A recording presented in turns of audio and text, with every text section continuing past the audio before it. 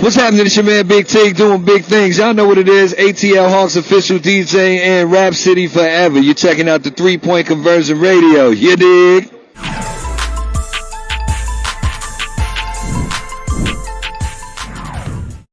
First game without Kevin, it's going to be this way for a while. What is the challenge for this team going forward? Do you think it's just you and James as the main go-to guys? Well, I think we just have to just be ready to make adjustments on the fly and do whatever's needed for guys to fill in that role. I mean, you can't replace Kevin. It's impossible. I mean, so I think we just face that reality right now, this second, and moving forward on this road trip. I know that we'll probably face some more questions, just the ups and downs of this, but just be very mature about it as a basketball club, and just be ready to be flexible game to game. Guys are going to see some spotty minutes here and there. We know that or on a given night, me and James can go for 30 apiece, but we're really looking forward to seeing a lot of the guys collectively chip in on the offensive end, and then defensively. Just our communication has to be that much more crisp. We don't have somebody that could really clean up some of the mistakes on the backside like Kevin or guys that are going to just fill in the paint and just do the right thing, just at thinking at that level. So now we just have to collectively teach one another and just, I'm still finding my bearings with the team. So just take it one game at a time.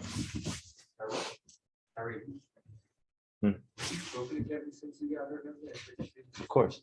How do you think he's handling it? I mean, I don't want to speak for Kev, but I'll definitely speak.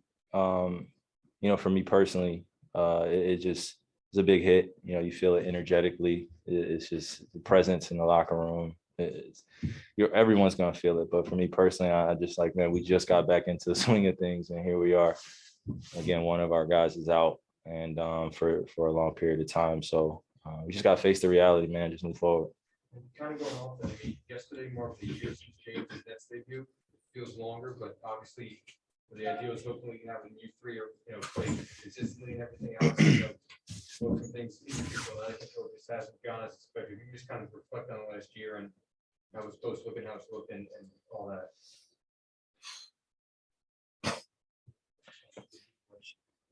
Yeah, right. A loaded question, man. Yeah, it's a lot. It's a lot to process. Just what we intended to be and what we still intend to be, but all these hiccups and uncontrollable things. In the playoffs last year, James goes out, and then I'm going up for a shot, and Giannis comes over, and his foot just happens to be in the way. And then this year coming into the season, this situation that I'm in, and then now we're dealing with Kev being out. And I just think it's one of those things that, real life takes precedent over this game so much. And when you're out there, anything can happen. And part of being part of a team is just taking that collective responsibility once it hits and just dealing with it. So it's inevitable that we're going to have to move to another day. But we just move forward, man. It's tough, though, when you think about just how all this is still coming together, and we have yet to play consistent amount. I don't know if we played 20 games together yet, or even 15. You guys, you keep it track. So I'm like, man, I'm with you, and I'm with the fans at home, and they're like, oh, what's going on with the Nets big three, and they can't stay healthy. And I'm like, you hear it all the time. You read it all the time. And I say to that, it's just, our time's coming. It's coming. It may not be now, but I definitely feel like some of these things that happen are for a reason, and it's for a bigger purpose, and we'll see what happens. I'm curious if you may not even be thinking this way, but if either of these events, either Kevin's injury or the whatever, however many months it was, where you were away, either of these things combined to impact your thinking at all on whether you're getting vaccinated, or is that a whole separate issue? Like, that's an issue over there, and these things have nothing to do with it. Well, I think what I'm trying to better articulate is that I'm not bringing science into the basketball game. You know what I mean? I'm not bringing what's going, like everyone's feeling what's going on in the real world. I'm walking around as an unvaccinated person, sort of saying I've already been separated into another group of a community. And I'm just saying to everybody, I'm human. I have decisions to make. I have a family to take care of.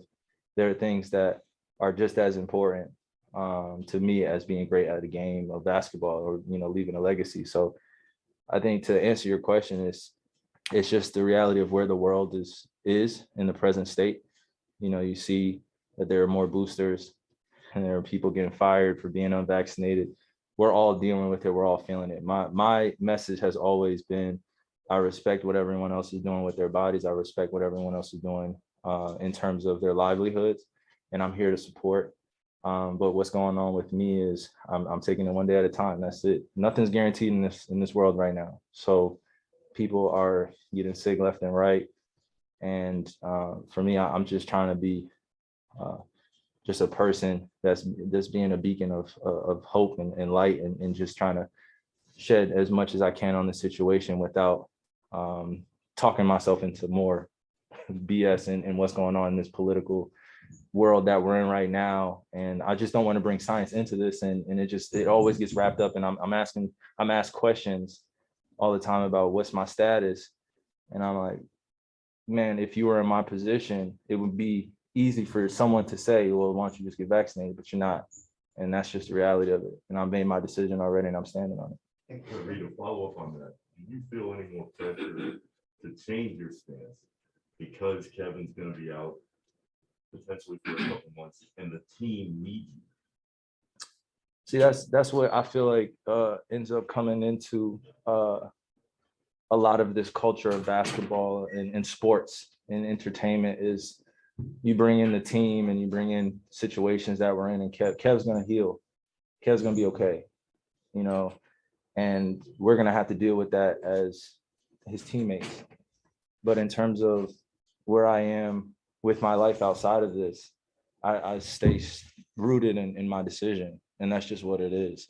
You know, it's not going to be swayed just because of one thing in this NBA life that somehow is, you know, somehow it's brought to my attention as being more important than what's going on in the real world. It's just not happening for me, you know. And I respect everyone else's decision. I'm not going to ever try to convince anyone of anything or any of that. I just am standing rooted in what I believe in. And though we're dealing with this right now with Kev, I just know that I'm protected by the organization. I'm protected by my teammates. I'm protected by all the doctors I've talked to. And, you know, I just stand rooted. Just to be clear, do you think there's Nick, we got to go one last one. We got Michael Grady. do you think there's anything that would sway your decision What do you mean? to get this shot? Why you keep asking me that? Because that's what everybody wants to know. Who's everybody? There are millions of basketball fans out there. Yeah, that's what I'm Millions saying. of Like, people who want to know if you're going to take the I'll shot ask and be you. able to play at home. yeah, that's what I'm saying. Basketball fans. But there are Like, millions of they're- people, forget basketball fans. There are millions. Yeah, of but people. this is like, that's what I'm saying. You're bringing like my vaccination status into a basketball game. And it's like, I live my life majority of the time when I'm away from this. So when I say I'm not getting vaccinated and I'm making a choice with my life, somehow it gets mixed into, well, what about the basketball stuff? It's like, no, bro, like we live in a real world. This is great to be able to do this. I'm grateful for the opportunity. I love being with my teammates. I love playing on the Nets, but I've already been away enough time to think about this, to process it, to be able to make this decision, stand strong, understand that people are going to agree and some people are going to disagree. The circumstances that are at hand, I'm praying that they get changed and we're able to do things differently. And that's not just for me. That's for all those that are dealing with being unvaccinated and getting fired from work on a day-to-day basis. It's not just about me. That's been my message this whole time. So though I feel your feeling and emotion asking that question, it's just like sometimes it feels a little disrespectful. Like, I'm not just a basketball player, bro. I'm not. Millions of fans. I appreciate all of it, but it's not just about the game. But you're one of the most famous unvaccinated people in the country. I mean, That sounds is so crazy much to me. history. But that's the reality though. You are one of the most famous people in the country. But I'm not the only one. No, you're not. I'm just. That's what I'm saying. That's why Fame there's so is much interest. socially created, bro. I'm not. I hear what you're saying, but I gotta go to Grady's question. Like being the most famous unvaccinated player, what does that even mean? Well, in the short I don't even term, know what do that you means think in my you can't life. Play at home. I think that's why there's so much frustration. I respect that, bro. I Yeah, respect we're that. gonna move on. Thanks. Yeah. Grady, go ahead. Hey, Kyrie, I know you have an important stretch, as a group of road games, and you have a great feel for the game instinctively and with the work that you put in. But you mentioned, you're still finding your bearings out there. Can you, expound on that and what it's been like to find your own personal timing, and then also the chemistry to set your teammates up too? No, it's been a process from the get. Just being reinstated, sort of say, being welcome back, and then testing positive, and then being in protocol for 10 days. It just took a big hit to the normal schedule that I thought I was going to be on. So, just to have these type of experiences, to be back in Cleveland and play in Indiana, play in Chicago, play on the road, just get my games underneath me. I leave out every game learning something. I didn't get a chance to play in the NBA arena for a while. So Chicago was probably the first game where I had some nerves on me and I had to figure it out. And, guys are looking at me and they're a little surprised because I'm pretty sure they've never seen that from me. And I think it makes it fun too, to be kind of youthful in the mind, just going out there with wide-eyed and just ready for whatever comes my way. But I couldn't do it without any of the support of my teammates and just being there for me. Thanks, Yeah, Kyle. of course.